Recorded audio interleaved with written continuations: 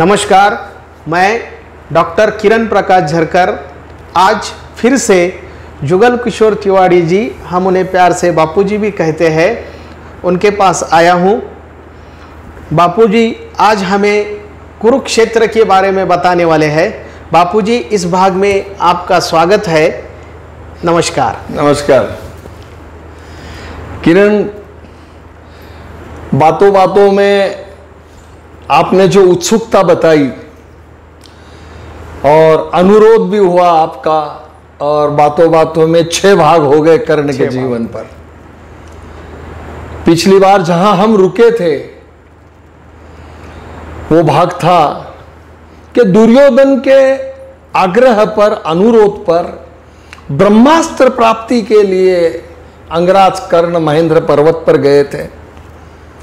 परशुराम जी से दीक्षा ली थी, परशुराम जी की सेवा की थी, 2 वर्ष वहां पर गुजारे और परशुराम जी के साथ पूर्व सागर में, जैसा कि उनका व्रत था, अमावस और पूनम को भगवान परशुराम जी जाते थे तो अपने किसी प्रिय शिष्य को लेके जाते थे। कर्ण को लेके गए थे और वो एक कीटक जिसने उनके जो उन्होंने मांडी दी थी उसको छेद कर दिया था और अपनी जाति छुपाई, सत्य छुपाया, असत्य कहा।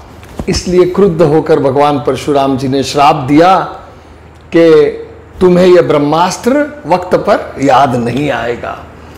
और बड़ा लज्जित होकर, दुखी होकर, शुभदा नाम की गाय की हत्या अनजाने में कर्ण के हाथ से हो जाती है और ब्राह्मण का श्राप लेकर कर्ण हस्तिनापुर को लौटता है। अब अंगराज कर्ण हस्तिनापुर को लौटे हैं, ये खबर मिलते ही दुर्योधन दौड़े दौड़े आता है कि ब्रह्मास्त्र प्राप्त करके आया है, अब पांडवों को हराना है। दुर्योधन आता है, रुशाली से भाभी प्रणाम कहता है और पूछता है, अंगराज ब्रह्मास्त्र?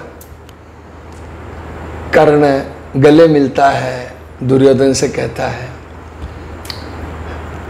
राजन, ब्रह्मास्त्र प्राप्त किए बगैर मैं कैसे लौट सकता था। एक झूठ के लिए दूसरा झूठ बोलना पड़ता है। जीवन में एक झूठ बोला था कर्ण ने, वो ये था कि अपनी जाति और अपना असल नाम छुपाकर भृगकुल का भार्गव बन गया था भगवान परशुराम जी के पास। एक अपराध हुआ था कर्ण से, पांचाली के वस्त्र हरण के वक्त उसे कुलटा कहा था, उसका मन तड़पता था। अंगराज कर्ण संस्कारी था, सूर्यपुत्र था। कुछ लोग कहते हैं कि शीघ्र कोपी था ना। जो सहनशीलता कर्ण में थी वो सहनशीलता आपको देखने नहीं मिलेगी कहीं। ये तो मां की तरफ से आया था, राजमाता कुंती का पुत्र था ना। दुर्योधन लौट जाता है बड़ी संतुष्टि से और लौटने से पूर्व उनकी बातचीत होती है, वार्तालाप होता है। कहते हैं कि 12 वर्ष हो गए हैं पांडवों के वनवास के और अज्ञातवास का 1 वर्ष शुरू होने जा रहा है। अब जो युद्ध में हारे थे उसमें एक शर्त थी कि 12 वर्ष का वनवास और 1 वर्ष का अज्ञातवास। अज्ञातवास में अगर पांडव पहचान लिए जाते हैं, पकड़े जाते हैं, तो फिर से 12 वर्ष का वनवास, ये शर्त थी। तो दुर्योधन में और कर्ण में ये बात होती है कि जासूस भेजे जाए और पांडवों को ढूंढा जाए और उनका अता पता करके अज्ञातवास में उनको पकड़ लिया जाए ताकि फिर से 12 वर्ष भेज दिया जाए। तब दुर्योधन कहता है कि मैंने पहले ही यह प्रबंध कर दिया है। गौतम, दुर्वास, दधीच आदि ऋषियों के नाम से जितने आश्रम आर्यावर्त में चलते हैं उन आश्रमों में जासूस जा चुके हैं। कलिंग, मद्र, कुलिंग, विराट आदि देशों में जासूस जा चुके हैं। वारणावत, नैमिषारण्य आदि अरण्य में जासूस जा चुके हैं। इतना ही नहीं, द्वारका में भगवान श्री कृष्ण की सेवा में जो सेवक है, उन सेवकों के रूप में भी मेरे जासूस वहां पर जा चुके हैं। और इस तरह से ढूंढते डांटते साल बीतने आता है और एक दिन खबर आती है कि अब सिर्फ 2 या 3 दिन रह गए हैं अज्ञातवास के 1 वर्ष पूरा होने में। इन 2-3 दिनों में पांडवों का पता लगना जरूरी है। यह कुटिलता दुर्योधन के मन में पूरी समाई हुई है। और अज्ञातवास के वर्ष के 3 दिन पूर्व होने से, साल 1 वर्ष पूर्व होने से 3 दिन पहले विराट नगर से खबर आती है। विराट नगर का सेनापति बड़ा पराक्रमी था, बड़ा बलवान था, नाम था कीचक। आप सब लोगों ने कीचक वध तो सुना होगा, बच्चों को भी पढ़ाया जाता है स्कूल में। तो खबर आई कि कीचक को किसी ब्राह्मण ने मुक्के मार मार के खत्म कर दिया। यह खबर आते ही कर्ण की आंखों के सामने कीचक आता है। कर्ण ने दिग्विजय के समय कीचक से द्वंद्व किया था। द्वंद्व में कर्ण का बाहुकंटक एक दाव था, बाहुकंटक कहते थे। कर्ण के बाहुकंटक से कोई नहीं छूटा। वो जीवदान दे तो ही जिंदा, नहीं तो खत्म होना उसका जरूरी है। जरासंध को भी बाहुकंटक में लिया था, कीचक को भी बाहुकंटक में लिया था, सबको बाहुकंटक का दाव दिखाया था उसने। तो इतने बलवान कीचक को मुक्के मार मार के कोई खत्म कर सकता है तो भीम के सिवा कोई नहीं हो सकता। तर्क लड़ता है, अगर भीम ने मारा है तो अर्जुन वहीं होगा। मुझे अर्जुन से काम है। क्यों? कि मेरा बेटा सुदामन उसने मारा है, पांचाली के वस्त्रण की, वो जख्म उसके ताजा है। और कहते हैं कि क्या किया जाए, अगर पांडव विराट नगर में छुपे हैं। फिर दूसरा तर्क आता है कि विराट नगर तो हस्तिनापुर के बिल्कुल करीब है, सिर्फ यमुना बहती है बीच में, यमुना लांग के उधर जाओ तो विराट नगर है। पांडव इतनी जोखम तो नहीं उठा सकते विराट नगर में रहने की, ये हमारे हस्तिनापुर से बहुत करीब है। लेकिन जब कीचक की खबर आती है तब पक्का हो जाता है कि हो न हो पांडव वहीं पर है। फिर सभागृह में दरबार बुलाया जाता है। दरबार में अश्वत्थामा समेत सबको भावनिक आवाहन करता है दुर्योधन और कहता है कि आक्रमण करना है विराटों पर। विराटों पर आक्रमण करके क्या करना है? तो उनकी गायें लूट कर लानी है, गोहरण करना है। गोहरण क्यों करना है? तो गोहरण करेंगे ये पांडव बर्दाश्त नहीं कर पाएंगे। पांडव प्रतिकार करेंगे और प्रतिकार के लिए बाहर आएंगे अज्ञातवास के 2-3 दिन पहले। तो फिर प्रकट हो गए, फिर से उनको अज्ञातवास और वनवास के लिए भेज दिया जाएगा। सेना चल पड़ती है, कर्ण और दुर्योधन पीछे रह जाते हैं, सेना आगे बढ़ जाती हैं।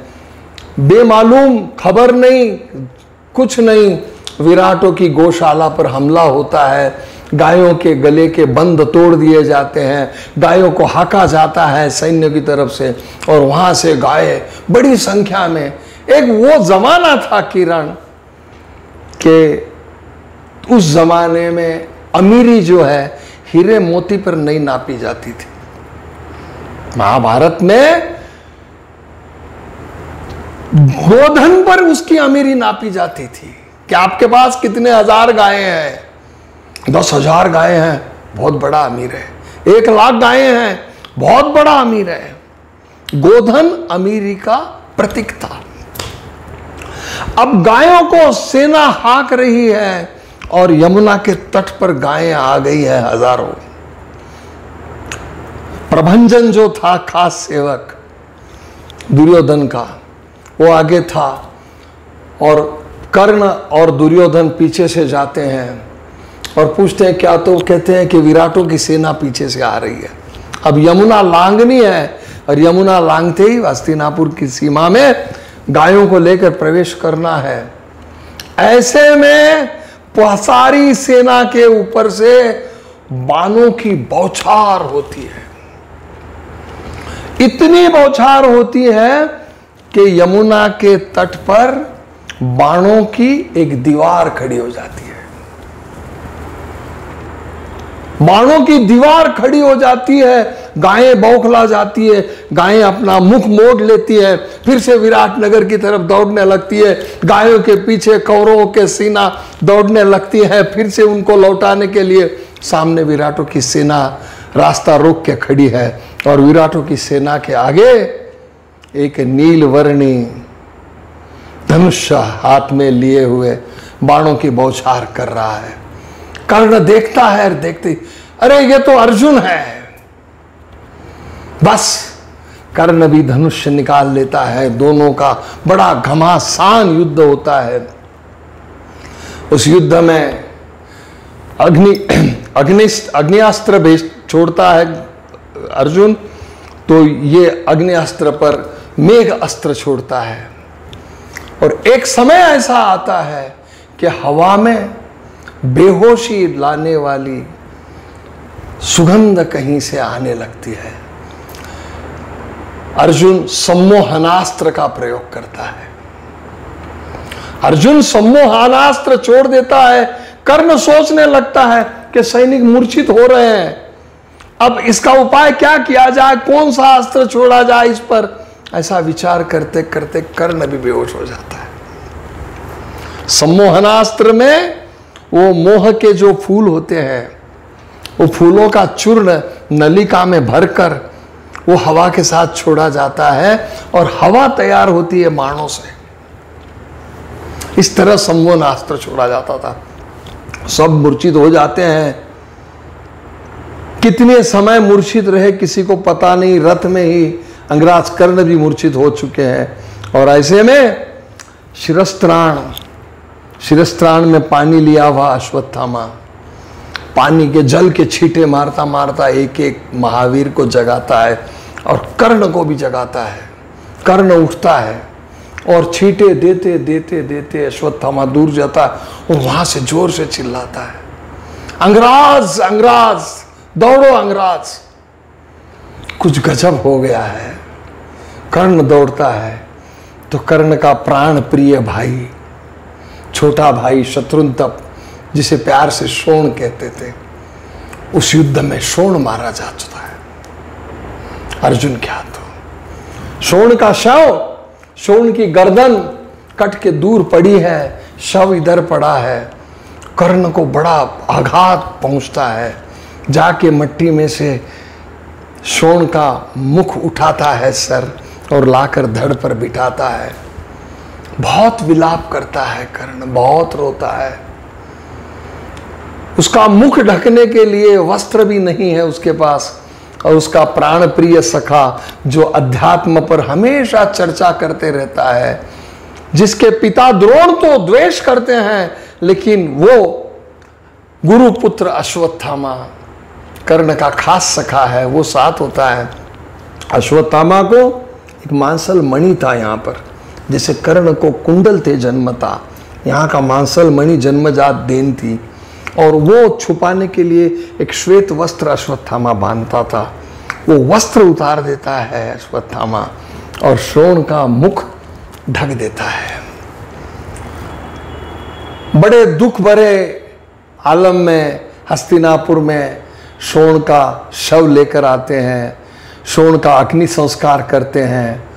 और कर्ण बड़ा दुखी है कि शोण की पत्नी मेघमाला, उसका नाम था मेघमाला, मेघमाला को किस मुंह से बताऊंगा कि तेरा शोण नहीं रहा। राधा माता को क्या मुंह दिखाऊंगा कि मां तेरा लाल युद्ध में मारा जा चुका है। कौन सी महत्वाकांक्षा में यह बलिदान हो रहा है, क्यों यह बलिदान हो रहा है। ऐसे असंख्य प्रश्नों से कर्ण ग्रस्त है। दिन बीत जाते हैं और प्रतिज्ञा दृढ़ हो जाती है कि सुदामन को मारा, शोण को मारा, अब जीवन का एक ही लक्ष्य है, अर्जुन या तू जिंदा रहेगा या मैं। बस अर्जुन वध की प्रतिज्ञा और भी दृढ़ होती जाती है। अब जो प्रसंग आता है जो मैं पहले ही बता चुका हूं, जो हम पहले बता चुके थे, हम ये सारे प्रसंग इतने विस्तार से कहने वाले नहीं थे। आपकी मेरी जो बातचीत हुई थी और फिर आपका भी अनुरोध रहा, कुछ दर्शकों का भी रहा, इसलिए हमने ये बीच में जो 2-3 एपिसोड बढ़ा लिए, ये सारे विस्तार से हुए। इसके बाद वो दिन आता है कार्तिक शुद्ध पौर्णिमा का, और कार्तिक शुद्ध पौर्णिमा के दिन भगवान श्री कृष्ण हस्तिनापुर पधारते हैं। उसके पहले दुर्योधन कहता है कि द्रुपद का पांचाल से संदेश आया है कि पांडवों को आधा राज दे दो। और ये विराट नगर की लड़ाई होने के बाद विराट नगर से निकलकर पांडव विराट नगर राज्य में ही, विराट नगर से नजदीकी एक नगर है उपप्लाव्य, उपप्लाव्य नगर में आकर बस जाते हैं। भगवान श्री कृष्ण भी उनके साथ वहां आ जाते हैं। दुर्योधन के जासूस खबर देते हैं और दुर्योधन चिंतित होकर कहता है कि मैं सोच रहा हूं मित्र कि आधा राज दे दूं इनको। तब कर्ण कहता है नहीं, कदापि नहीं, अब लड़ाई होगी, अब अर्जुन रहेगा या कर्ण रहेगा। मित्र हिम्मत मत हारो, तुम्हारे लिए मैंने दिग्विजय किया है, तुम्हारी जीत अवश्य कराऊंगा। तो कहता है किरात रूप के शंकर को पराजित करने वाला, हमें सम्मोहनास्त्र छोड़कर मूर्छित करने वाला अर्जुन, ये सब भारी पड़ेंगे हम पर अंगराज। तब कर्ण कहता है पांडव 5 नहीं 50 भी आ जाए तो तुम फिक्र मत करो मित्र, मैं हूं। वक्त वक्त पे दिलासा देता है। तब दुर्योधन कहता है तुम्हारे ही बल पर देखो मैं ये लड़ूंगा। खबर आई है कि श्री कृष्ण आने वाला है हमारी दरबार में हम लोगों को समझाने के लिए। तब दुर्योधन कहता है, कर्ण कहता है कि देखो वो राज मांगे तो ना कर देना। तब दुर्योधन वचन लेता है तुम्हारे भरोसे ना कर दूं? कहता है बिल्कुल कर दो। और तब भगवान श्री कृष्ण दरबार में आए हैं, जो हमने बता चुके हैं हम। अब उसमें की मोटी मोटी बातें यह है कि भगवान श्री कृष्ण तब कहते हैं कि युद्ध मानवीय जीवन का कोई भी प्रश्न हल करने का साधन नहीं है, युद्ध मानवीय जीवन का अंतिम लक्ष्य नहीं है। लेकिन तुम्हारा अगर युद्ध से ही ये सारा प्रश्न हल होने वाला है तो दुर्योधन, धृतराष्ट्र, कर्ण सब सुन लो, मैं ऐसा युद्ध कराऊंगा आर्यभूमि पर, ऐसा युद्ध कराऊंगा कि हजारों पीढ़ियां याद करेगी। और तुम्हारे ये मदमस्त गर्विष्ठ सर जिस मट्टी में पले हैं, जिस मट्टी का धान खाकर बड़े हुए हैं, इस मट्टी में मिला दूंगा।